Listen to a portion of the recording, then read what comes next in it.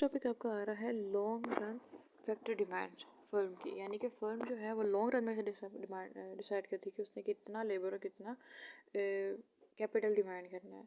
अब long run में capital fix नहीं होगा। फर्म लॉन्ग रन में लेबर के साथ साथ कैपिटल को भी चेंज कर कर अपनी आउटपुट में चेंजेस ला सकती है और अपने प्रॉफिट को मैक्सिमाइज़ कर सकती है।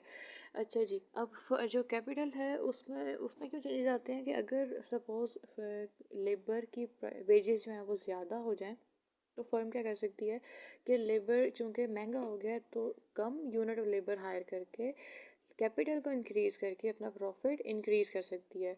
या अगर कैपिटल की प्राइसेस चेंज हो गई हैं, महंगा हो गया है, तो वो कैपिटल के यूनिट्स को कम करके लेबर के यूनिट्स को ज़्यादा करके अपना प्रॉफिट इंक्रीज़ कर सकती हैं। यानी कि कैपिटल को चेंज किया जा सकता है, कम या ज़्यादा हो सकता है।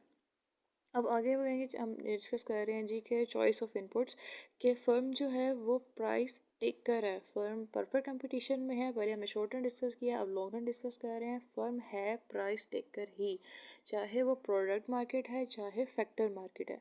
दोनों के अंदर प्रोडक्ट की प्राइस पी वो फिक्स होगी और जो फैक्टर मार्केट है उसमें इनपुट्स जो कि हम सिर्फ दो ही डिस्कस कर रहे हैं यहाँ पे, लेबर और कैपिटल, इन दोनों को जो इनकी उजरत पे करनी है एक फर्म ने, अगर जैसे कि जो कि लेबर के लिए वेज है और कैपिटल के लिए रेंटल प्राइस है, ठीक है, तो ये जो है ये भी गिवन ही फर्म को मिलेंगी। फर्म खुद इस इन प्राइसेस को इन्फ्लुएंस नहीं कर सकती।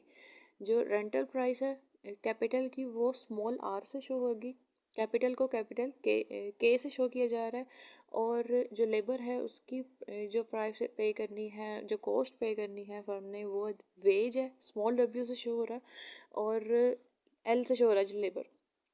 आगे वो बता रहे हैं जी, पहले हमने डिस्कस किया था कि आउटपुट जो है शॉर्ट रन में फंक्शन होती है सिर्फ लेबर का, क्योंकि कैपिटल को चेंज नहीं किया जा सकता, लेबर को चेंज करके आउटपुट को चेंज किया जा सकता है। अब लॉन्ग रन है, इसमें जो आउटपुट है वो function is output is the function of both labour and capital. तो लेबर और कैपिटल दोनों में चेंजेस लाकर फर्म अपने आउटपुट को चेंज कर सकती है और अपना प्रॉफिट इंक्रीज कर सकती है। अब आगे जनाब उन्होंने जो प्रॉफिट फंक्शन है वो लिखा है। पहले लिखा था जी कि जो आउटपुट है वो सिर्फ लेबर का फंक्शन है, लेकिन अब आउटपुट दोनों का फंक्शन है। तो जो रेवेन्यू है वो कैसे आएगा? Revenue is the function of output which is the function of labour and capital. तो इसको इस तरह से आप पढ़ते हो कि प्रॉफिट जो है फर्म का वो क्या होता है? Revenue minus cost.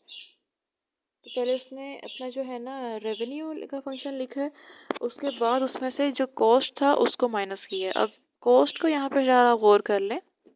जो कॉस्ट का फंक्शन है वो कैसे लिख रहे हैं? पहला हाफ जो था वो है जी WL, जो भी पहले डिस्कस किया है।